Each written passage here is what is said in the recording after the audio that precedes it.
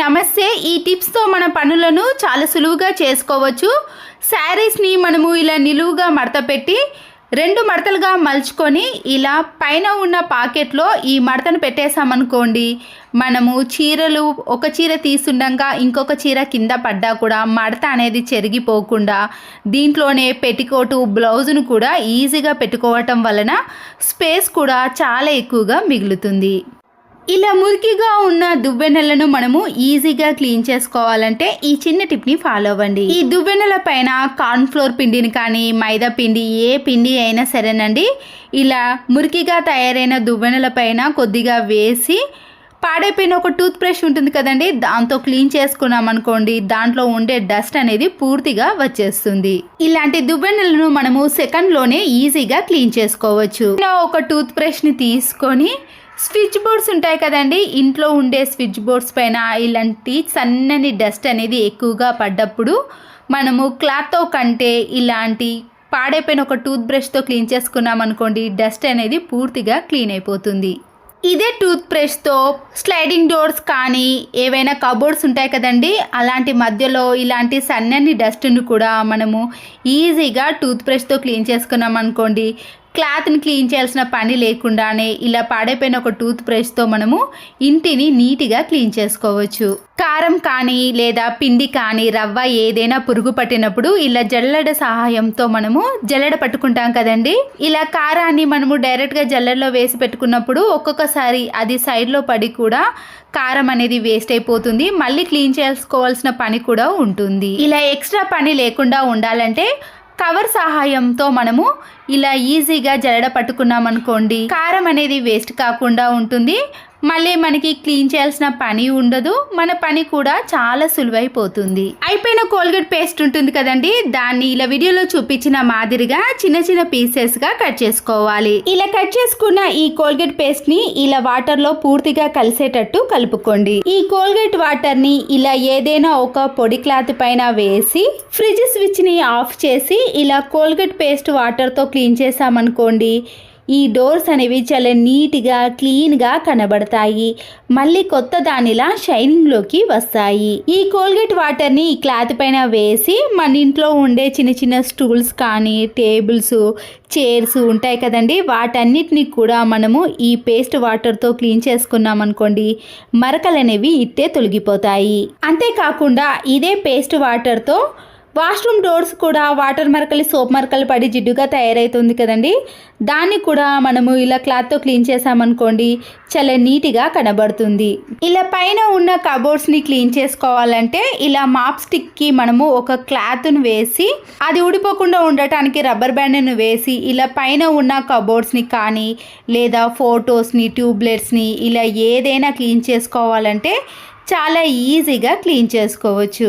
చూసారు కదండి, ఇలా ఒక్క స్టిక్కి మనం క్లాత్ని వేసుకొని క్లీన్ చేసుకుంటే అన్ని పనులు కూడా చాలా ఈజీగా అయిపోతాయి. ఇంట్లో ఉండే చట్నీ బాక్స్ని కానీ కిసాన్ జామ్ బాక్సులు ఉంటాయి కదండి, మనము కింది భాగాన స్క్రబ్బర్తో ఈజీగా క్లీన్ చేయలేం, కానీ ఇలా కొద్దిగా సర్ఫ్ను కానీ లిక్విడ్ని వేసి కొన్ని గోరువెచ్చని వాటర్ని వేసి ఇలా బాగా షేక్ చేసామనుకోండి, కింది అడుగు భాగాన కూడా చాలా బాగా క్లీన్ అయిపోతుందండి, స్క్రబ్బర్తో కూడా క్లీన్ చేయాల్సిన పని కూడా ఉండదు. మరోసారి ఇలా ఫ్రెష్ వాటర్తో క్లీన్ చేసుకున్నాం అనుకోండి, ఇలాంటి గాజు సీసాలు కూడా చాలా నీట్గా కనబడతాయి. ఇలా స్టోన్స్ గాజులు కానీ లేదా మామూలు బ్యాంగిల్స్ అయినా మనము ఎక్కడికైనా బయటకి తీసుకెళ్ళాలన్నా లేదా ఇంట్లో జాగ్రత్తగా పెట్టుకోవాలంటే ఇలా కొన్ని పాడైపోయిన సాక్సులు ఉంటాయి కదండి, ఆ సాక్స్ లోపట ఇలా బ్యాంగిల్స్ని పెట్టేసామనుకోండి, ఎన్ని డజన్లైనా ఈజీగా పెట్టుకోవచ్చు. మనము ఫంక్షన్స్కి కానీ పండగలకి ఎక్కడికైనా బయటకి తీసుకెళ్ళినా కూడా ఎలాంటి డ్యామేజ్ లేకుండా ఇలా నీట్గా తీసుకెళ్ళవచ్చు. ఈ సాక్స్లో ఇలా పెట్టుకోవటం వల్ల స్టోన్స్ పోవటం కానీ కలర్ షేడింగ్ తగ్గటం లాంటివి అస్సలకే జరగవు. అంతేకాదండి, మనము బ్యాంగిల్స్ వేసుకునేటప్పుడు టైట్గా ఉన్న బ్యాంగిల్స్ వేసుకునే ముందు ఇలా సాక్స్ను వేసి బ్యాంగిల్స్ను వేసుకున్నాం అనుకోండి, మన చేతికి ఎలాంటి ఇబ్బంది లేకుండా ఇలా ఎన్నైనా బ్యాంగిల్స్ని వేసుకోవచ్చు. ఒక నాప్కిన్ని కిచెన్లో ఉండే ఫ్రిడ్జ్ యొక్క హ్యాండిల్ డోర్ మధ్యలో పెట్టేసామనుకోండి, మనము గిన్నెలు క్లీన్ చేసిన వెంటనే కానీ లేదా కబోర్డ్స్లో మనము గిన్నెలు క్లీన్ చేయడానికి ఇలాంటి నాప్కిన్ని చాలా బాగా యూజ్ చేసుకోవడానికి వీలవుతుంది. ఇంట్లో ఖాళీ ఉన్న ఇలాంటి ప్లాస్టిక్ బాక్స్కు నైఫ్ని వేడి చేసి చిన్న హోల్ చేసుకున్నాం అనుకోండి, దీంట్లో సాల్ట్ని కానీ ఏవైనా మసాలా పొడులను వేసుకోవడానికి చాలా వీలుగా ఉంటుంది. ఇలా అల్లాన్ని తీసుకున్నప్పుడు దానిపై ఉండే పొట్టు తీయడానికి వెంటనే టైం లేనప్పుడు ఇలా ఏదైనా క్లాత్ బ్యాగ్ ఉంటుంది కదండి, ఆ క్లాత్ బ్యాగ్ని ఇలా సమానంగా కట్ చేసి వాటర్లో పూర్తిగా తడిపేసి కొద్దిగా వాటర్ మాత్రమే ఉండే విధంగా చూసుకున్నాక దాంట్లో ఈ అల్లంని పెట్టేసి ఫ్రిడ్జ్లో స్టోర్ చేసుకున్నాం అనుకోండి, ఒక 1 వీక్ వరకు కూడా అల్లం అనేది పాడవకుండా చాలా రోజుల పాటు ఇలా ఫ్రెష్గా స్టోర్ చేసుకోవచ్చు. ఇలా సబ్బు పూర్తిగా అరిగిన తర్వాత ఇలాంటి చిన్న చిన్న తునుకలు ఉన్నప్పుడు వాటిని వేస్ట్ అని పడేయకుండా దీనిపై కొద్దిగా బేకింగ్ సోడాను కొద్దిగా వాటర్ని వేసి ఇలా రౌండ్ బాల్స్ లాగా ప్రిపేర్ చేసుకోవాలి. బాత్రూంలో ఉండే ఇలా వెస్టర్న్ టాయిలెట్కి అతికించేసామనుకోండి, ఇలా సబ్బు అరిగేంత వరకు కూడా వాష్రూమ్ అనేది నీట్గా ఎలాంటి బ్యాడ్ స్మెల్ లేకుండా ఉంటుంది. ఇలాంటి చిన్న చిన్న తునుకలను పడేయకుండా ఇలా కూడా యూస్ చేసుకోవచ్చు. ఖాళీ వాటర్ బాటిల్ని తీసుకొని ఇలా పై భాగాన హాఫ్గా కట్ చేసుకున్నాక పైన కూడా చిన్న హోల్ అనేది చేసుకోవాలి. మాస్క్కు వచ్చే ఇలాంటి ఎలాస్టిక్ని కట్ చేసుకొని ఈ స్టీల్ స్క్రబ్బర్కి ముడి వేయండి. అలాగే క్యాప్కి కూడా ఇలా హోల్ చేసిన దాంట్లో నుంచి తీసి ముడి వేసుకున్నాక మన ఇంట్లో ఉండే వాష్ బేసిన్ని కానీ సింక్ని కానీ లేదా ఇలా టైల్స్ని కానీ క్లీన్ చేసుకోవాలంటే ఇలా వాటర్ బాటిల్ సహాయంతో ఈజీగా క్లీన్ చేసుకోవచ్చు. పాలు కాచిన గిన్నె అనేది అడుగంటినా కూడా దీంతో ఈజీగా క్లీన్ చేసుకోవచ్చు.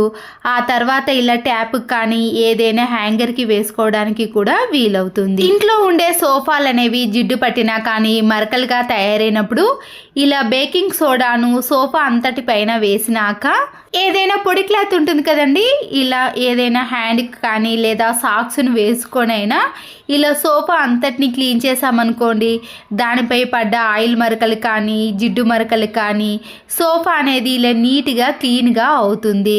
ప్రతిసారి సోఫాను క్లీన్ చేయాలన్నప్పుడు ఇలా వాటర్తో కాకుండా ఇలా బేకింగ్ సోడాతో క్లీన్ చేశారనుకోండి, సోఫాపై ఉండే మరకలు కూడా పూర్తిగా తొలగిపోతాయి. టీవీ రిమోట్లో ఉండే సెల్స్ కానీ లేదా కూలరు ఏసీ రిమోట్లో ఉండే సెల్స్ అనేవి సరిగా పనిచేయనప్పుడు ఇలా వీడియోలో చూపించిన మాదిరిగా అగ్గిపెట్టకు ఒక 2-3 టైమ్స్ బాటు రుద్దేశామనుకోండి, మనకి టీవీ రిమోట్ అనేది మళ్ళీ పనిచేస్తుంది. పొట్టు తీసిన వెల్లుల్లి రెబ్బలను ఇలా 2 తీసుకున్నాక దాన్ని హాఫ్గా కానీ లేదా ఇలాగే మనము దూది మధ్యలో పెట్టేసుకొని చెవులో పెట్టుకున్నాం అనుకోండి, మన ఒంట్లో ఉండే జలుబు దగ్గు అలాంటివి పూర్తిగా తగ్గిపోతాయి. చిన్నపిల్లల కానుంచి పెద్దల వరకు కూడా ఈ టిప్ అనేది చాలా బాగా యూజ్ అవుతుంది. ఇలాంటి స్పాంజ్ స్క్రబ్బర్ ఉంటుంది కదండి, మధ్యలో చిన్న హోల్ చేసుకొని ఈ హోల్లో విమ్ లిక్విడ్ని వేసుకున్నాం అనుకోండి, గిన్నెలు ఎన్ని ఉన్నా కూడా మళ్ళీ లిక్విడ్ని యూజ్ చేయకుండా ఇలా ప్రతిసారి లిక్విడ్ని వాడకుండా ఒకేసారి గిన్నెలన్నిటినీ కూడా చాలా ఈజీగా క్లీన్ చేసుకోవచ్చు. ఇలాంటి ఇయర్ రింగ్స్ యొక్క గొట్టాలు అనేవి చాలా పొడవుగా ఉంటాయండి. మనం ఇయర్కి పెట్టుకున్నా కూడా ఒక్కొక్కసారి అవి చెవి నుండి జారిపోయినట్టు అనిపిస్తుంది కదా. ఇలాంటి స్టిక్కర్ని మనము ఈ గొట్టానికి పెట్టేసామనుకోండి, చెవి నుండి కిందికి జారకుండా స్టిఫ్గా ఉంటుంది. చెవులకు కూడా చూడడానికి చాలా అందంగా కనబడతాయి. కిరాణం సరుకులు తెచ్చుకున్నప్పుడు ఇలాంటి కవర్స్ వస్తాయండి. 5 kg కానీ 10 kg కవర్స్ వస్తాయి కదా, అవి ఇలా వెడల్పుగా పొడవుగా ఉండటం వలన మనం వేస్ట్ అని పడేయకుండా కూరగాయలను కట్ చేసేటప్పుడు ఇలాంటి కవర్ని కింద పెట్టేసి మనం కట్ చేసామనుకోండి, ఇల్లు చూడడానికి నీట్గా ఉంటుంది, మన పని కూడా చాలా సులువైపోతుంది. ఇలాంటి బ్రౌన్ రైస్ కానీ బాస్మతి రైస్ ఉంటాయి కదండి, మనము ప్రతిరోజు యూజ్ చేయలేం కానీ అప్పుడప్పుడు యూజ్ చేస్తాం. ఇలా ఒక డబ్బాలో స్టోర్ చేసుకున్నాం అనుకోండి, త్వరగా పురుగు పట్టకుండా దాని కలర్ అనేది చేంజ్ కాకుండా ఉండాలంటే ఇలా మనము బిర్యానీ ఆకును వేసి స్టోర్ చేసుకున్నాం అనుకోండి, ఈ రైస్ అనేవి చాలా రోజుల పాటు ఫ్రెష్గా ఉంటాయి. వంట చేస్తున్నప్పుడు కానీ డీప్ ఫ్రై చేస్తున్నప్పుడు ఒక్కొక్కసారి ఆయిల్ అనేది ఇలా చింది చేతుల పైన కానీ ఫేస్ పైన పడ్డప్పుడు ఒక్కొక్కసారి దాని మరకలు కానీ బొబ్బలు అనేవి వస్తాయి కదండి. ఇలా మరకలు కాకుండా ఉండాలంటే మనము వెంటనే ఆలును కట్ చేసి ఇలా ఎక్కడైతే గాయమైందో ఆ ప్లేస్లో ఇలా అప్లై చేసామనుకోండి, ఆ మరక ఎక్కడ ఛాయలో కూడా మనకి కనిపించకుండా స్కిన్ అనేది చాలా నీట్గా ఉంటుంది. గిన్నెలను ప్లేట్లను ప్రతిరోజు క్లీన్ చేస్తాం, కానీ ఇలా సైడ్లో ఉన్న వాటిని మాత్రం అంత ఈజీగా స్క్రబ్బర్తో క్లీన్ చేయలేకపోతామండి. ఎప్పుడైనా మనకి టైం కొద్దిగా సేవ్ అయినప్పుడు ఇలాంటి ప్లేట్లను తీసుకొని ట్యాబ్లెట్ షీట్స్ ఉంటుంది కదండి, అయిపోయిన ట్యాబ్లెట్ షీట్స్ యొక్క కొన భాగం అనేది షార్ప్గా ఉండటం వలన ఇలా ప్లేట్ యొక్క సైడ్లో పెట్టేసి ఇలా రుద్దేశామనుకోండి, దాంట్లో ఉండే జిడ్డు అనేది పూర్తిగా బయటికి వచ్చేస్తుంది. ఇలాంటి చిన్న చిన్న పనులను మనము టీవీ చూస్తున్నప్పుడు కూడా చేసుకున్నాం అనుకోండి, మన పని కూడా చాలా ఈజీగా అయిపోతుంది. చూసారు కదండి డస్ట్ కూడా ఎలా వచ్చేసిందో. ఖాళీ వాటర్ బాటిల్స్ ఉంటాయి కదండి, నైఫ్ని కొద్దిగా వేడి చేసి ఇలా క్యాప్ యొక్క పైభాగంలో చిన్న హోల్ అనేది చేసుకోవాలి. అలాగే వీడియోలో చూపించిన మాదిరిగా వాటర్ బాటిల్కి 4 సైడ్స్ కూడా ఇలా నైఫ్తో ఘాట్లు పెట్టుకున్నాం అనుకోండి, ఈ వాటర్ బాటిల్ అనేది ఇలా 4 సైడ్స్ కూడా ఓపెన్ అవుతుంది. ఇప్పుడు ఇలా ఒక వేస్ట్గా ఉన్న ఐస్ క్రీమ్ బాక్స్ని కానీ లేదా మీ ఇంట్లో వేస్ట్గా ఉన్న ఏదైనా ప్లాస్టిక్ బాక్స్ని తీసుకొని ఇలాంటి ఇంట్లో కానీ బయట పెంచుకునే చెట్లు ఉంటాయి కదండి, ఇండోర్ కానీ అవుట్డోర్ ప్లాంట్స్ని ఇలా మనము ఒక వేస్ట్గా ఉన్న ప్లాస్టిక్ బాక్స్లో పెట్టేసుకొని గట్టిగా ఉన్న ఏదైనా తాడును కానీ ఇలా మాస్క్కు వచ్చే ఎలాస్టిక్ దారాన్ని తీసేసి క్యాప్కు హోల్ చేసుకున్నాం కదండి, దానికి గట్టిగా ముడి వేసుకోవాలి. క్యాప్ని పెట్టేసిన తర్వాత ఈ ప్లాంట్ ఉంది కదండి, ఈ ప్లాంట్ని మనము ఇలా కట్ చేసుకున్న వాటర్ బాటిల్లో ఇలా 4 సైడ్లో వచ్చే విధంగా సమానంగా పెట్టేసేయండి. ఇలాంటి వాటి కోసం మనము బయట డబ్బులు ఖర్చు పెట్టి తీసుకునే బదులు ఇంట్లో ఉండే ఇలాంటి వాటర్ బాటిల్ సహాయంతో మనము తయారు చేసుకోవచ్చు. ఇలా ఏదైనా హ్యాంగర్ కానీ మేకుకు వేసామనుకోండి, చూడడానికి కూడా చాలా నీట్గా ఉంటుంది. కర్రీని కానీ ఇలా కొన్ని వాటర్ని చిన్న బౌల్లో వేడి చేయాలన్నప్పుడు స్టవ్ పైన పట్టదండి, అటు ఇటు కిందికి జారుతుంది కదా. మనము ఇలా తక్కువ గిన్నెలో ఏదైనా వేడి చేసుకోవాలి అంటే ఇలాంటి స్టాండ్ని పెట్టేసి కర్రీస్ని కానీ వాటర్ని వేడి చేయాలంటే ఈ టిప్ అనేది చాలా బాగా యూజ్ అవుతుంది. ఇంట్లో ఎక్స్పైర్ అయిపోయిన ట్యాబ్లెట్స్ ఉన్నాయనుకోండి, అవి పనికి రావని అలాగే పెట్టేస్తాం, కానీ ఇలా అయిపోయిన ట్యాబ్లెట్స్ని తీసుకొని ఒక గిన్నెలో వాటర్ని వేసి ఇలా ట్యాబ్లెట్స్ అన్నిటిని కూడా అందులో వేసేయండి. ఈ ట్యాబ్లెట్లు కరగటానికి టైం ఎక్కువగా తీసుకోదండి, త్వరగానే కరిగిపోతాయి కదా.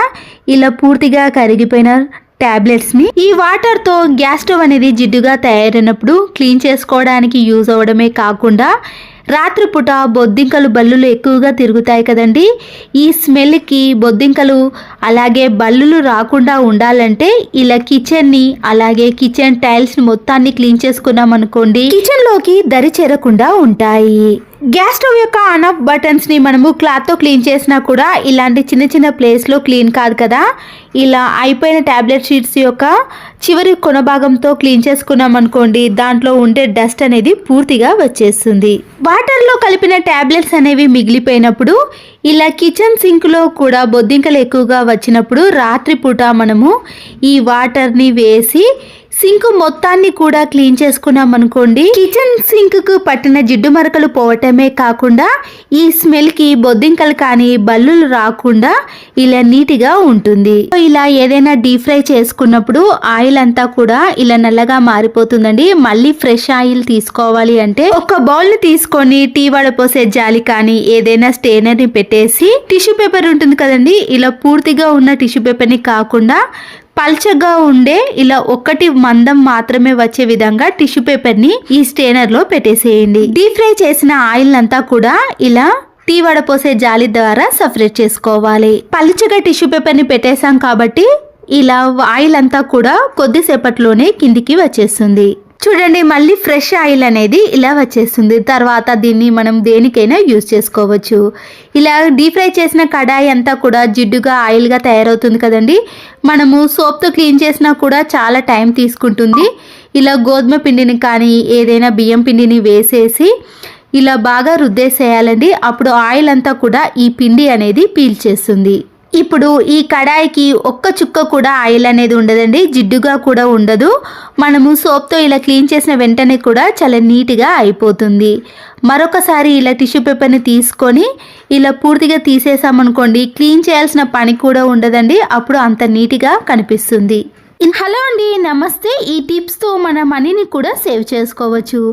ఆనియన్స్ని మనము ఇలా ఒకేసారి కేజీల కొద్ది తీసుకుంటాం, కానీ అవి త్వరగా కుళ్ళిపోతాయి కదండి. ఖాళీ కొబ్బరి చిప్పలను ఇలా ఉల్లిగడ్డ మధ్యలో పెట్టేసామనుకోండి, దాంట్లో ఉండే తడిని తేమని పూర్తిగా పీల్చేస్తాయి.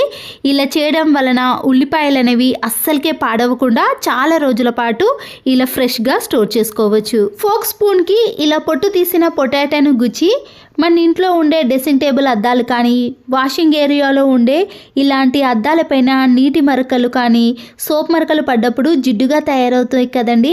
ఎలాంటి లిక్విడ్లు యూస్ చేయకుండా ఇలా ఆలుతో అప్లై చేసామనుకోండి, అద్దాలు అనేవి చాలా నీట్గా క్లీన్గా కనబడతాయి. టిష్యూ పేపర్తో కానీ, మాస్క్తో కానీ, పొడి క్లాత్తో క్లీన్ చేయాలి. వెల్లుల్లి రెబ్బలపై ఉండే పొట్టును తీసిన తర్వాత దీన్ని పడేసాం, కానీ దీన్ని కూడా ఇంట్లోకి చాలా రకాలుగా యూస్ చేసుకోవచ్చండి. ఒక టిష్యూ పేపర్ని తీసుకొని ఇలా సీజర్తో కొద్దిగా మాత్రమే కట్ చేసుకోవాలి. ఈ టిష్యూ పేపర్లో ఇలా వెల్లుల్లిపై ఉండే పొట్టునంతా కూడా పెట్టేసి అది పడిపోకుండా ఉండటానికి ఒక రబ్బర్ బ్యాండ్ను వేసుకోండి. ఇలా మనకి ఎన్ని కావాలంటే అన్నిటిని ప్రిపేర్ చేసుకోవాలండి. ఇక్కడ నేను రెండింటిని ప్రిపేర్ చేసుకున్నానండి.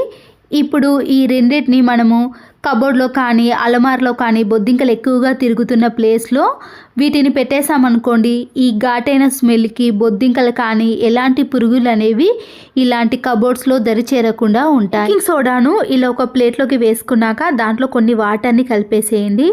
పాడైపోయిన ఒక టూత్ బ్రష్ని తీసుకున్నాక ఇలా గోడలపైన పెన్ మరకలు కానీ, కలర్స్ మరకలు కానీ ఏవైనా ఉన్నప్పుడు అవి మనము ఎంత రఫ్ చేసినా కూడా రఫ్ కావండి. దాంతోపాటు పైన ఉన్న పెయింట్ కూడా పోతుంది కదా. ఇలా బేకింగ్ సోడా వాటర్ని వేసి బ్రష్తో రాసామనుకోండి, ఆ మరకలు అనేవి చాలా ఈజీగా క్లీన్ అయిపోతాయి. దానిపైన ఉండే పెయింట్ కూడా అస్సలకే పోదండి. ఓన్లీ పెన్ మరకలు, ఇలాంటి కలర్ మరకలు అనేవి తొలగిపోతాయి. ఖాళీ ఐస్ క్రీమ్ బాక్సులు ఉంటాయి కదండి, ఇలా దానికి రబ్బర్ బ్యాండ్లను వేసేసి దేనికి దానికి సపరేట్గా ఫోక్ స్పూన్స్ని, నైఫ్ని, సీజర్స్ని, గ్యాస్ లైటర్స్ని, పీలర్స్ని వేసామనుకోండి, మనకి ఎప్పుడు ఏది కావాలన్నా కూడా ఈజీగా తీసుకోవడానికి వీలవుతుంది. ఇలాంటి ఫ్రూట్స్ని తెచ్చుకున్నప్పుడు అవి త్వరగా పాడైపోతాయండి.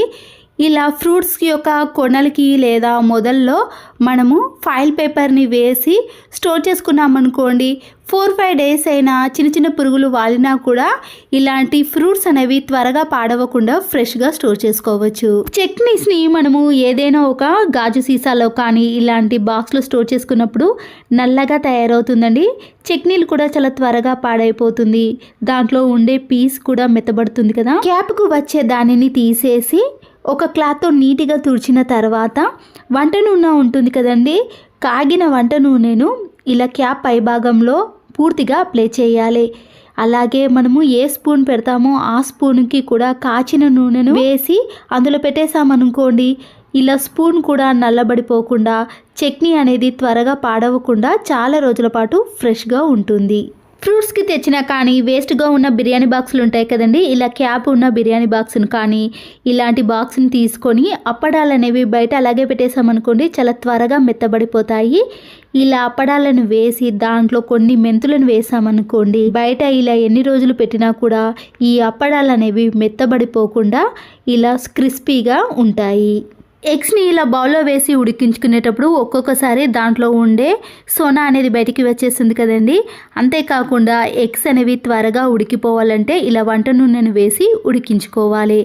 ఇలా వేడిగా ఉన్నప్పుడే మనము దానిపై ఉండే పెంకును తీసేసినా కూడా చాలా ఈజీగా వచ్చేస్తుంది. ఎగ్స్ అనేవి పాడవకుండా ఉంటాయి.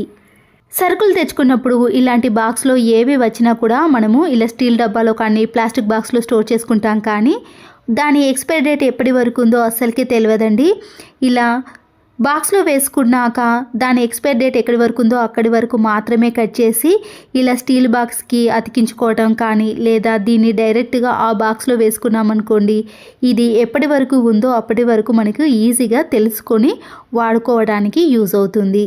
విండోస్ నెట్ కానీ ఇలాంటి మెయిన్ డోర్కు ఉండే జాలీలు ఉంటాయి కదండి, సన్నని డస్ట్ అనేది ఈ జాలీలోనే అలాగే ఉండిపోతుందండి.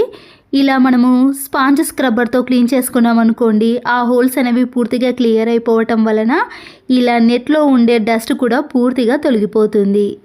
లేదా పాడైపోయిన బ్రష్తో కూడా క్లీన్ చేసుకోవచ్చు. ఒక చాక్ పీస్ని తీసుకొని దానిపైన ఇలా కంఫర్ట్ని కానీ మంచి సువాసన వచ్చే ఏదైనా పర్ఫ్యూమ్ని వేసుకోవాలి. మనం వేసిన కంఫర్ట్ అనేది ఇలా చాక్ పీస్కి పూర్తిగా తడిసిన తర్వాత వేస్ట్గా ఉన్న ఏదైనా క్యాప్లో ఈ చాక్ పీస్ని పెట్టేసి వాష్రూమ్లో కానీ బెడ్రూమ్లో కానీ ఎక్కడైతే బ్యాడ్ స్మెల్ ఎక్కువగా అనిపిస్తుందో అలాంటి ప్లేస్లో పెట్టేసామనుకోండి, ఇలా చాక్ పీస్ ఉన్నంత వరకు కూడా కంఫర్ట్ నుంచి మంచి సువాసన అనేది వస్తుంది. ఈ యూస్ఫుల్ టిప్స్ మీకు నచ్చినట్లయితే తప్పకుండా ఒక లైక్ చేసి మీ ఫ్రెండ్స్కి రిలేటివ్స్కి షేర్ చేయండి. మరో వీడియోతో మళ్ళీ కలుద్దాం. Thanks for watching.